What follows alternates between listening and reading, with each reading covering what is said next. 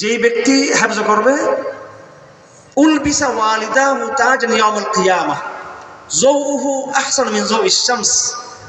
যারা কোরআনকে চর্চা করবে, কোরআনকে হেফজ করবে, কোরআন নিয়ে যারা নিজের জীবন ধারণ করবে, পরিপূর্ণ কোরআনকে যারা ধারণ করবে, তাদের মা বাবাকে কিয়ামতের দিন এমন একটি মুকুট পরিয়ে দেওয়া হবে যে মুকুটের আলো হবে সূর্যের চেয়ে বেশি।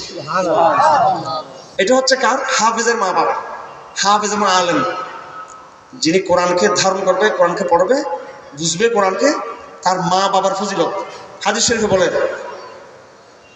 যখন নাকি মা বাবার এই ফজিলত হবে, যারা গার্ডিয়ান, যারা অভিভাবক, তার ফজিলত হচ্ছে কিয়ামতের দিন তাকে এইভাবে মুকুট পরিয়ে দেবে সূর্যের চেয়ে বেশি।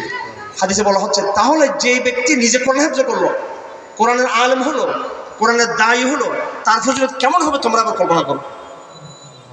হাদিস শরীফে আছে ক্বাল রাসূলুল্লাহ সাল্লাল্লাহু আলাইহি ওয়াসাল্লাম আল মাহির বিল কুরআন মা সাফারাতিল কিরামিল বারারা ওয়াল্লাযী ইউতাতিউ ফালাহু আজরান।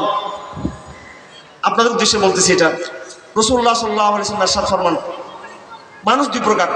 কিছু আছে যারা কোরআন সম্পর্কে অভিজ্ঞ, কোরআন সম্পর্কে তাদের চর্চা আছে, তাজবিদের সাথে কোরআন পড়তে পারে, তার তিলের সাথে কোরআন পড়তে পারে, কোরআন তাদের হেফজ আছে, কোরআন শরীফে কোথাও তাদের মুখে জড়তা নাই, কোরআনকে তারা এইভাবে প্র্যাকটিস করতে পারে, তারা আলেম, কারি।